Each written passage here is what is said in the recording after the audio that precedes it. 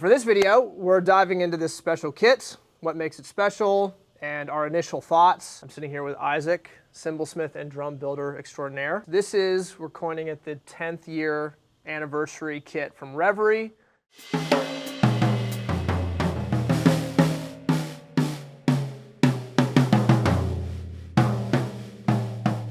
WTS is, very simply put, it's like a modern rope tension drum kit that can be tuned in real time. In seconds, you can get a completely different sound.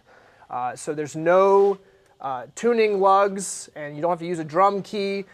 It has a dial on the side, and you turn that dial to raise or lower the tension. It keeps the tension even, top and bottom. I had a lot of questions going into this of like the functionality and would it work for certain types of tuning ranges, and what if you want to tune the bottom head higher than the top head? How do you do that? All the questions kind of have been answered with it.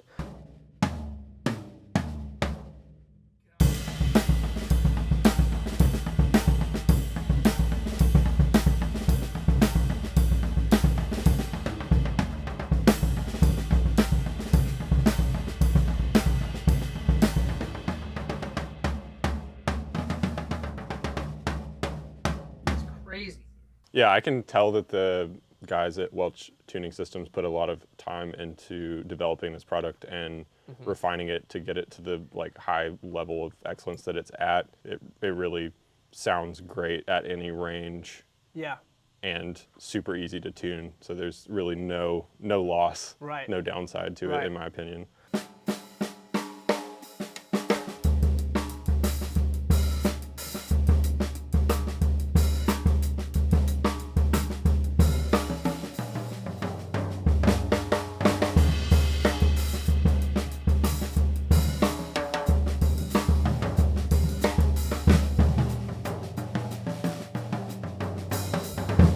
Yeah, one thing that I appreciate about this system is it works really well in conjunction with the more natural finishes that we've been leaning towards. We've kind of been moving away from the spray lacquer system that we've used in the past in favor of more natural like beeswax or linseed oil, polymerized linseed oils. Those types of finishes just don't seal up the wood in the same way. They're still a protective coating, but sometimes the lacquer can feel like it just really cages the wood and doesn't allow the natural tones to shine through, which are what you want when you're playing a drum kit made of wood. You want it to sound like wood. Right. Those finishes that we're using do that, and the tuning system amplifies that even more because it's much fewer holes drilled in the shell and less hardware actually mounted to it, because none of the pulleys, which are replacing the lugs that would normally be mounted directly to the drums, are actually contacting the drums. They're just free floating,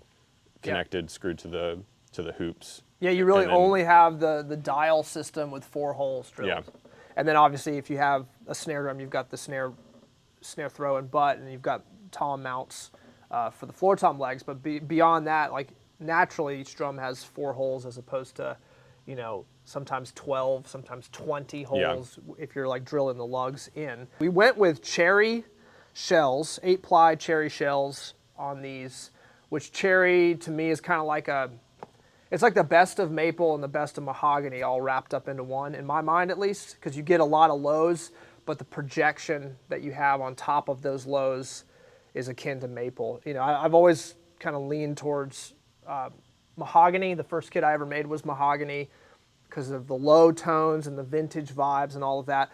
What you can lack there sometimes is some cut, projection, clarity, all of that. So cherry does kind of all of it. It's probably my favorite wood of any of the shells we made. I believe it was Samuel who was talking to me about, with this kind of setup, you can actually go a lot lower, which we'll show you in a second how low these things can go. It's kind of insane. You can go a lot lower and still get tone out of the drums.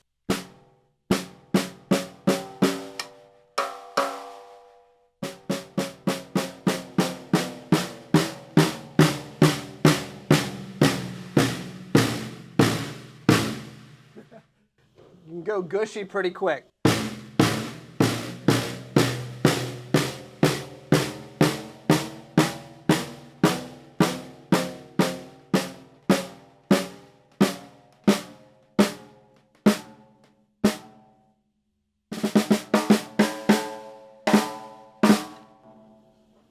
Just on the snare, you can see, I mean, seconds, and I can get a totally different snare sound. The snare drum is 14 by 7. 7.5. 7.5. Okay, 14 by 7.5, which is the minimum depth for a snare drum, just so that the whole system can work together. And that's mostly due to clearance with your snare throw and the system, which is cool because, I mean, you can go really high. A deep drum that's tuned really high has extra body and it doesn't kind of thin out. And then obviously tuned down low, you get a huge sound. Then we have 12 by 8, and we did, I think, 14 by 13, yep. And 16 by 14, 20 by 14. So let's check out the toms.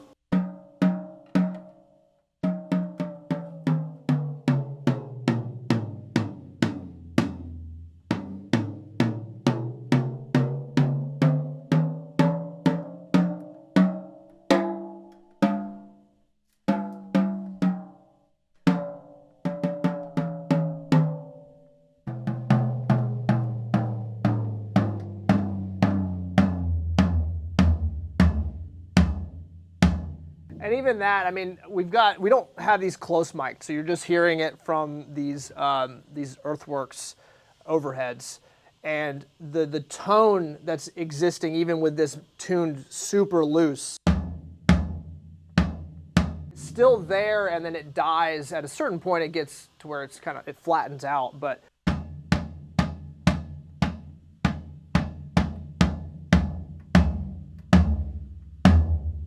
you can go much lower with these drums because of this system.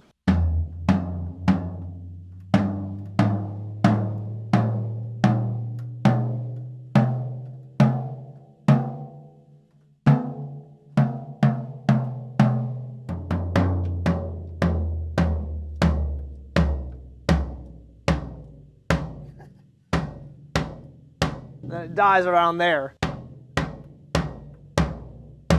Comes back in, it's more full.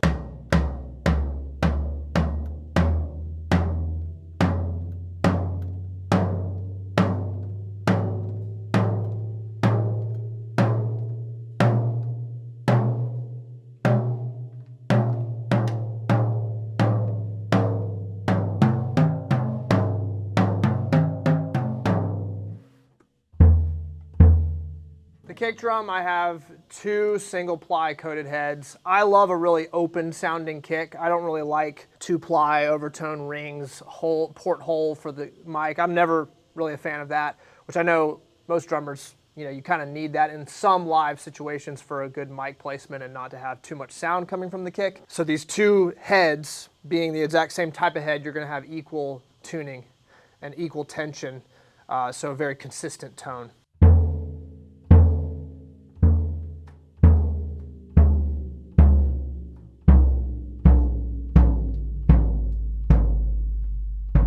Get it so low that it actually sounds like a marching kick drum, like those like 40-inch or, you know, whatever, 28 to 40-inch by like 10-inch deep, where it's just flabby and wide sounding.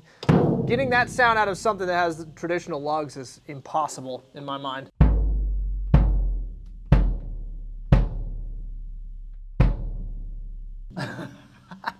Yeah, it's like a subwoofer. You can feel it in your chest. Yeah. One of my favorite kick drum sounds is Lewis Cole. Yeah. Like his stuff has like this, his kicks are always angry sounding and growly. They kind of have this like pitch bend thing happening to them. And so this system kind of allows you to really quickly get that vibe if you want it.